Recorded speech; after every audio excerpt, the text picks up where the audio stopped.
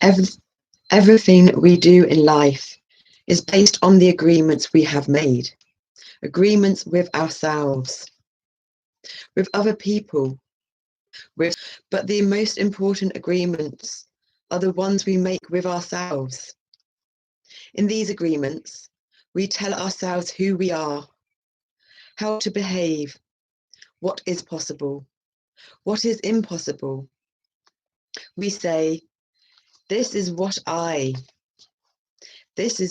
am. I can do certain things, and some things I cannot do. One single agreement is not such a problem, but we have many agreements that make us suffer and fail in life. The agreements that come from fear require us to expend a lot of energy. But the agreements that come from love help us to conserve energy and even gain more energy. If we want to live a life of joy, we have to find the courage to break the agreements that limit us and to choose new agreements based on love. Tech wisdom. The 4 agreements offer a simple code of conduct that can based on ancient Toltec wisdom. The 4 agreements offer a simple code of conduct that can transform our lives to a new experience of freedom, happiness, and love. Thousands of years ago, the Toltec were known throughout southern Mexico as women and men of knowledge. They came together as masters and students at Teotihuacan, the ancient city of pyramids outside Mexico City, known as the place where one becomes God.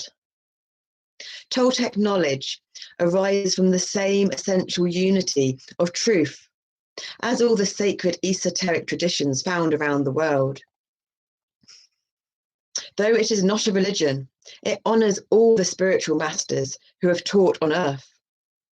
While it does embrace spirit, it is most accurately described as a way of life, distinguished by the ready accessibility of happiness and love. The first agreement: be impeccable with your word. The first agreement is the most important one, and also the most difficult one to honor. Be impeccable with your word. It sounds very simple, but it is very, very powerful. The simple things are: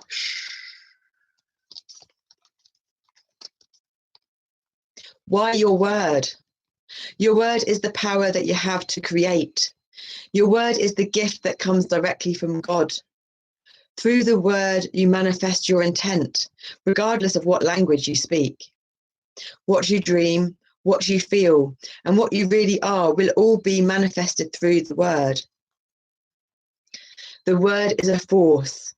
It is the power you have to communicate, to think, and thereby to create the events in your life. The word is the most powerful tool you have. But like a sword with 2 edges, your word can create the most beautiful dream, or your word can destroy everything around you. One edge of the sword is the misuse of the word, which creates a living hell. The other edge is the impeccability of the word, which will only create beauty, love, and heaven on earth. The human mind is like those F's and 2 H's. The human mind is like a fertile ground where seeds are continually being planted. The seeds are opinions, ideas, and concepts. The word is pure magic. We plant a seed, a thought, and it grows. Every human is a magician. And we thoughtlessly cast spells on each other all the time with our opinions. Someone gives an opinion and says, "Look, that child is ugly." The child listens, believes she is ugly, and grows up with this idea. It doesn't matter how beautiful she is. As long as she has that agreement, she will believe that she is ugly. New agreement based on truth. The truth is the most important part of being impeccable with our word. Only the truth has the power to break the spell and set us free. Now let us see what the word impeccability means. Impeccability means without sin. Religions talk about sin and sinners, but let's understand what it really means to sin. A sin is anything you do which goes against yourself. You go against yourself when you judge or blame or reject yourself. Self-rejection is one of the biggest sins you can commit. Being impeccable is exactly the opposite. You take responsibility for your actions, but you do not judge, blame, or reject yourself. Being impeccable with your word means using your energy in the direction of truth and love for yourself, in loving ourselves. If I see you in the street and I call you stupid, it appears that I am using the word against you. But really, and that emotional poison to you, I'm using the word against myself. If I love myself, I will express that love in my interactions with you. And then I am being impeccable with the word, because that action will produce a like reaction. Like attracts like. If I love you, then you will love me. If I insult you, you will insult me. If I am selfish with you, you will be selfish with me. If I use the word to put a spell on you, you are going to put a spell on me. You can measure the impeccability of your word by your level of self-love. How much you love yourself and how you feel about yourself is directly proportionate to the quality, integrity of your word. When you are impeccable with your word, you feel good, you feel happy and at peace. Being impeccable with your word, full intent. A virus is a piece of computer language written with harmful intent. Human beings are the most amazing bioorganic computer. It's our language, our word that programs the hardware of our operating system. Our body, what you're going to watch and program your subconscious or listen to. After this code has been introduced, your computer doesn't work right anymore. In the same way, one little piece of misinformation can break down communication between people, causing every person it touches to become infected and contagious to others. If you make an agreement with yourself to be impeccable with your word, just with that intention, the truth will manifest through you and clean all the emotional poison within you. When you follow this agreement, you begin to see all the changes that can happen in your life. First, in the way you deal with yourself, and later in the way you deal with other people, especially those you love the most. Impeccability of the word can lead you to personal freedom, to huge success and abundance. It can take away all fear and transform it into joy and love.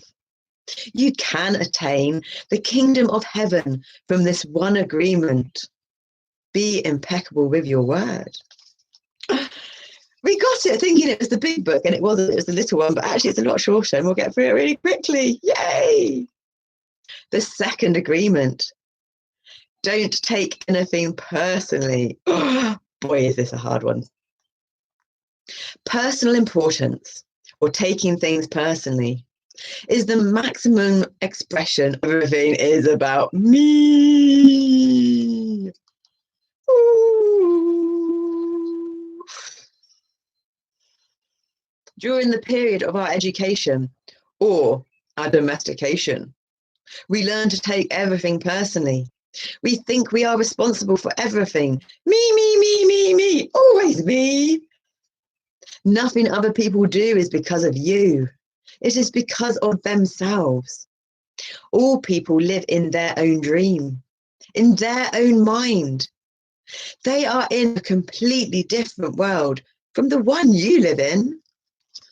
How many worlds are in here at the moment that we have to condense and integrate, but we're doing amazing and we're sharing our authenticity with transparency and integrity in loving ourselves. Taking things personally makes you easy prey for those predators who try to send you emotional poison. Just mind your right brain, your body, 95% of you. Your conscious mind, if you're aware in your conscious mind, is 5% of you. They can hook you easily with one little opinion and feed you all their emotional garbage. When you take it personally, you eat it up, and now it becomes your garbage. But if you don't take it personally, you conflicts. You make something big out of something little because you have the need to be right and make everybody else wrong. Or you're just me and got confused or put the wrong words in backwards. You try hard to be right by giving them your own opinions. But what you say, or what you do, or the younger ones do that, agreements you have made. And these opinions have nothing to do with the people around you. Your point of view is something personal to you. It is no one else's truth but yours. In the same way, others are going to have their own opinion according to their belief systems. Nothing they think about me is really about me. It is about them. If I understand this, then when you get mad at me, I know that is hurting you. It is that you have wounds that I touch by what I have said. You are hurting yourself. There is no way that I can take this personally, not because I don't believe in you or don't trust you, but because I know that you see the world with different eyes, with your eyes. You create an entire picture or movie in your mind. And in that picture, you are the director. You are the producer. You are the main actor or actress. Everyone else is just only a secondary character in your movie. The way you see that movie will be according to the agreements you have made with life. If you live without fear, if you love, you will be happy with the movie that you are producing. Don't take anything personally, my darlings, because by taking things personally, you set yourself up to suffer for nothing. Even the opinions you have about yourself are not necessarily true. Therefore, you don't need to take whatever you hear in your own mind personally. Wherever you go, you will find people lying to you. And as your awareness grows, you will notice that you also lie to yourself. Biggest of denials going, DID.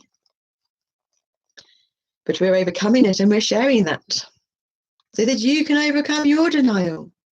If you are denying something or you're justifying something or you're getting defensive, it means you've really got something that you need to look at in yourself. Do not expect other people to tell you the truth because they also lie to themselves. Even if others lie to you, it's okay. They are lying to you because they are afraid you will discover that they are not perfect. And what is human? Being human is imperfection. Be true to your soul and stand strong in that truth, even if it means that you're alone, because being alone isn't lonely if you know what sparks your passions. Oh. Shh. But if you are truthful with yourself, you will save yourself a lot of emotional pain. Telling yourself the truth may hurt, but you don't need to be attached to the pain. That person doesn't walk away. You will surely endure many years of suffering with him or her. Walking away may hurt for a while, but your heart will eventually heal. Then you can choose what you really want.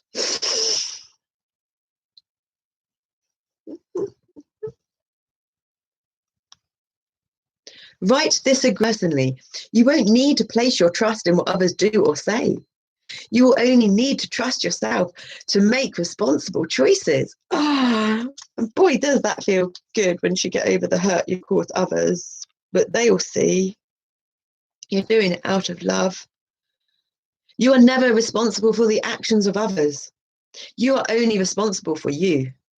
When you truly understand this and refuse to, you can say, I love you, without fear of being rejected. You can ask for what you need without guilt or self-judgment. You can choose to follow your heart always and live with inner peace and happiness. The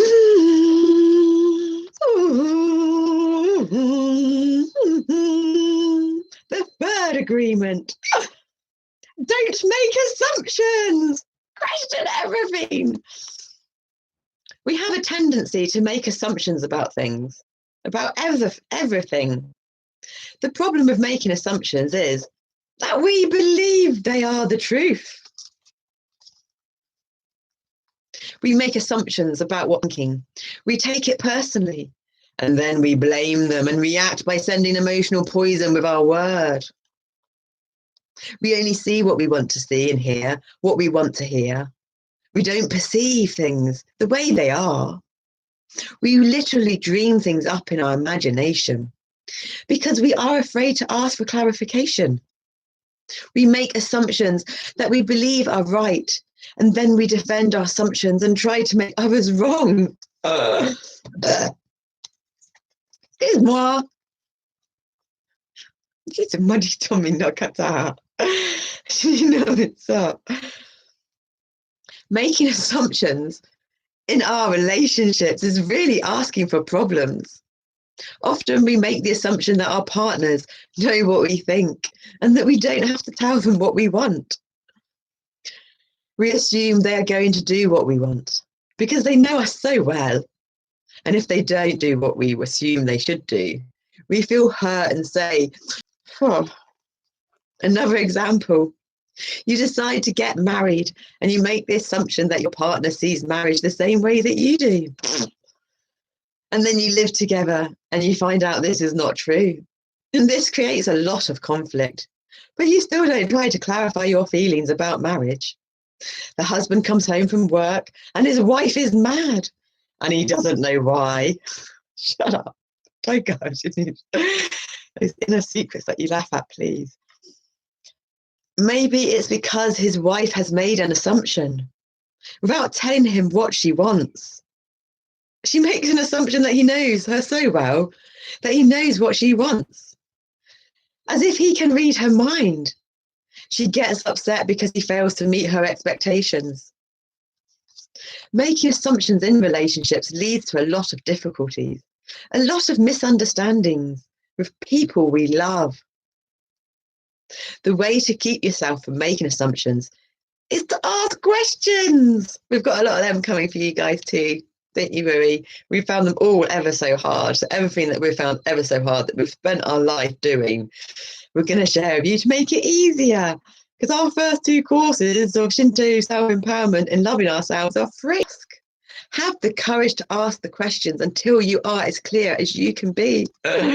Fortunately, we tire everyone out and then we can't ask them any more questions and you have to go on to the next person. But then it's from a new perspective. Boy, do we have lots of hats now and we're showing ourselves to you, whether you believe it or not, because we don't care anymore. We believe ourselves and we all stand strong in that. Once you hear the answer, you will not have to make assumptions because you'll know the truth. In society, we have agreed that it is not safe to ask questions. We have agreed that if people love us, they should know what we want or how we feel. When we believe something, we assume we are right about it to the point that we will.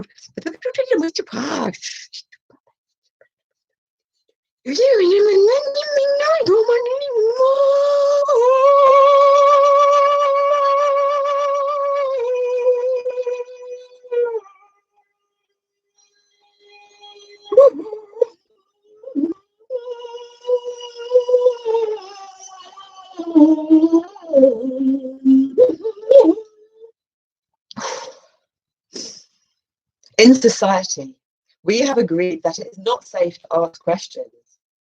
We have agreed that if people lie in order to defend our position, but with clear communication, our word becomes impeccable and all of our relationships start to change, not only with our partner, but also with everyone else, but most importantly, with yourself. Because we're our own worst critic, aren't we? At the end of the day, you like that person. And then you make assumptions. And one of the assumptions is, my love will change this person. But this is not true. Your love will not change anybody. If others change, it's because they want to change, not because you can change them. Let's say one day something happens between you and your partner and you get hurt. Suddenly you see in this perspective, suddenly you see in this person what you didn't want to see before. Only now you have to. You have to justify your emotional pain by blaming the other person for your choices.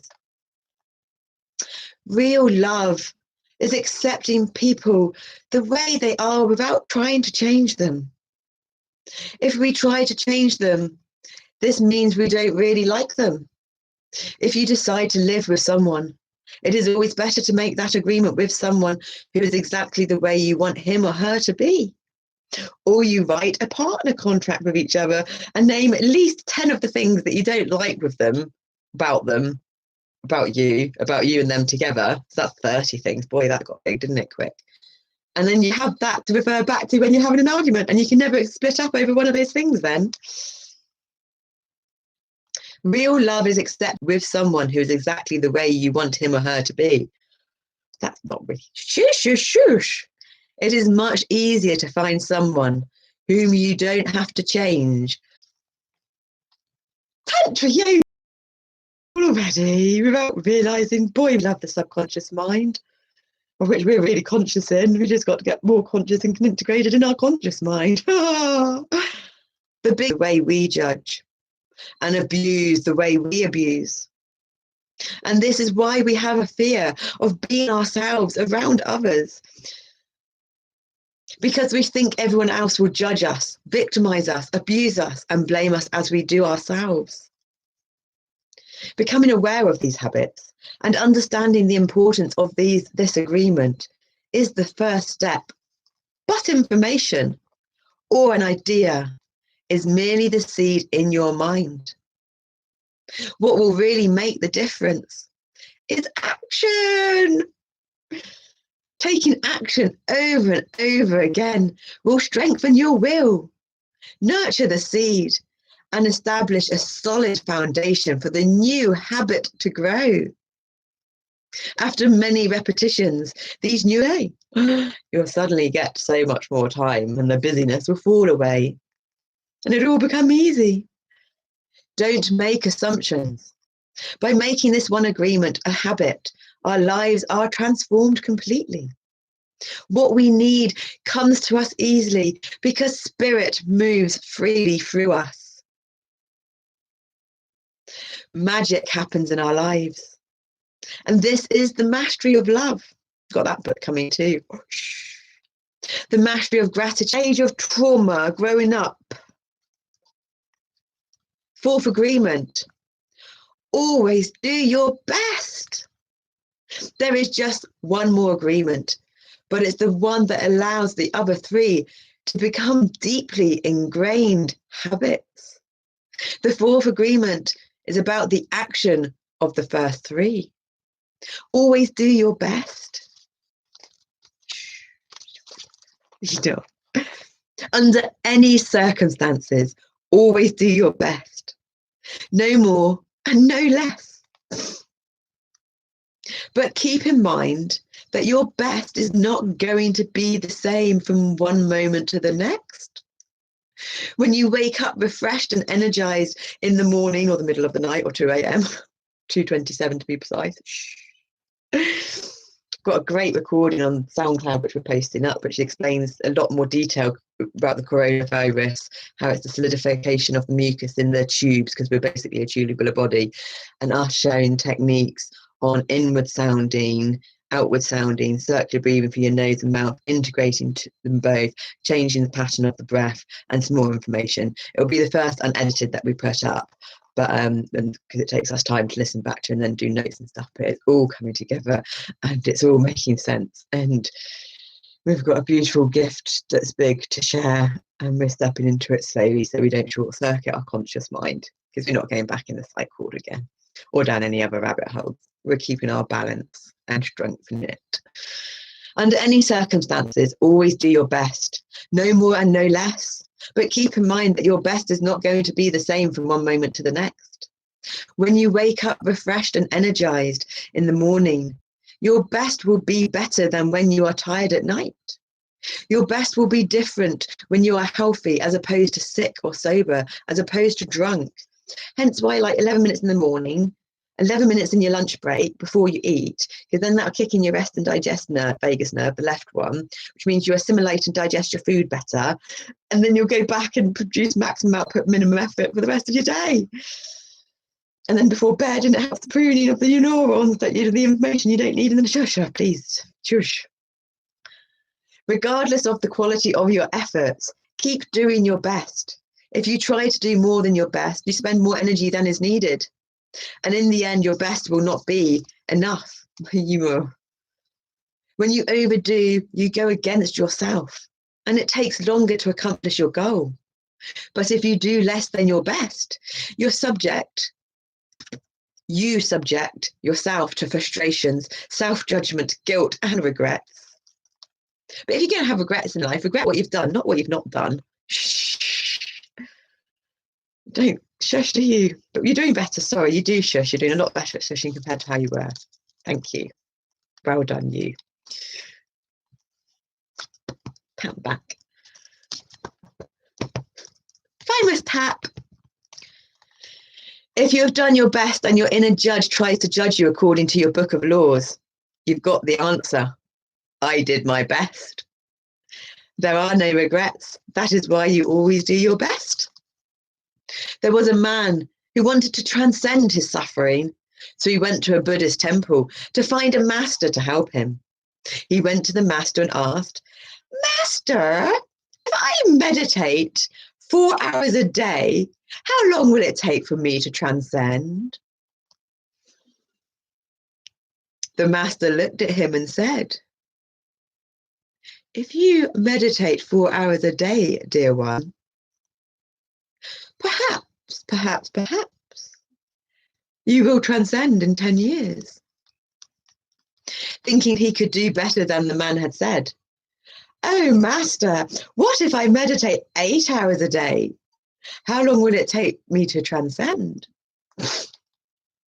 The master looked at him and said,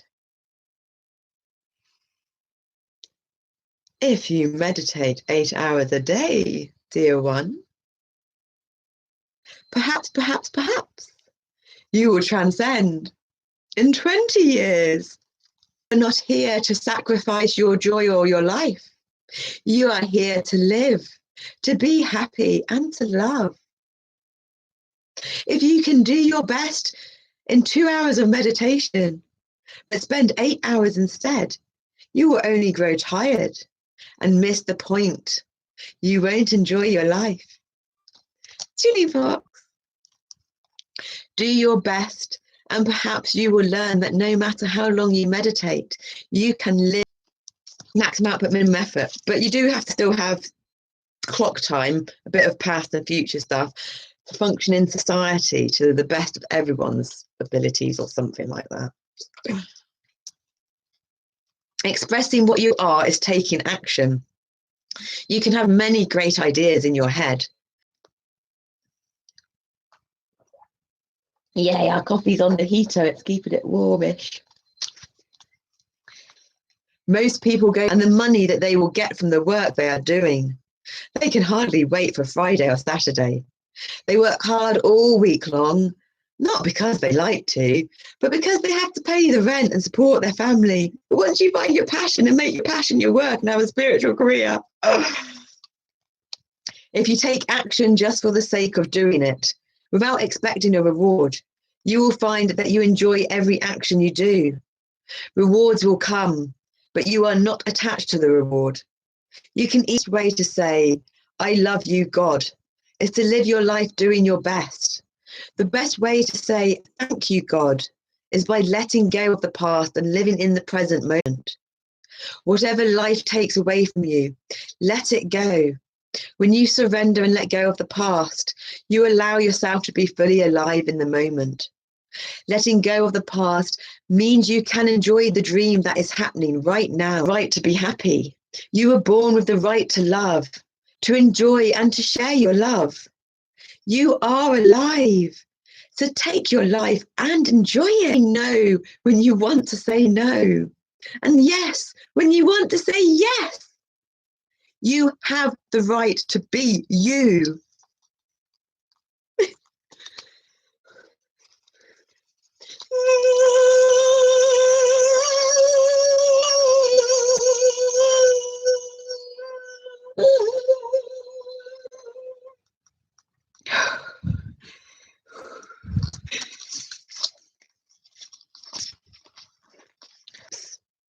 You don't need the acceptance of others.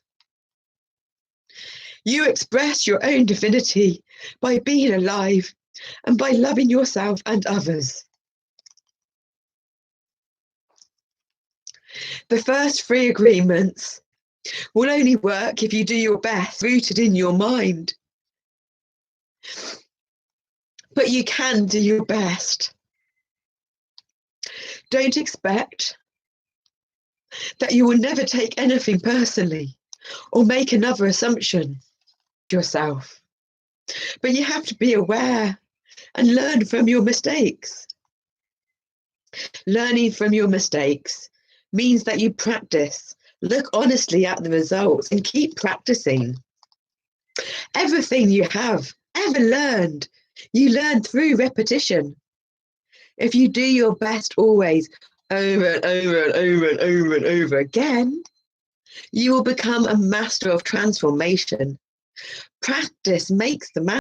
It will be difficult at first, but each day will become easier and easier until one day you discover that you are ruling your life with these 4.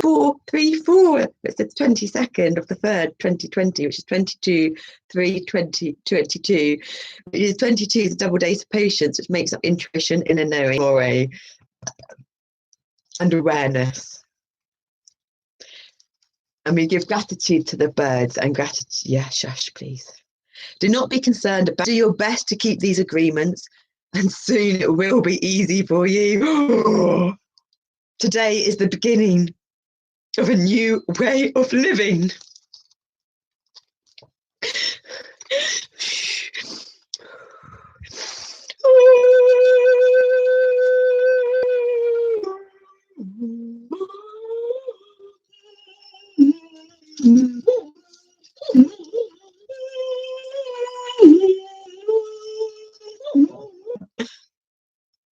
Instead, distracted by modern life, Miguel chose to attend medical school and become a surgeon.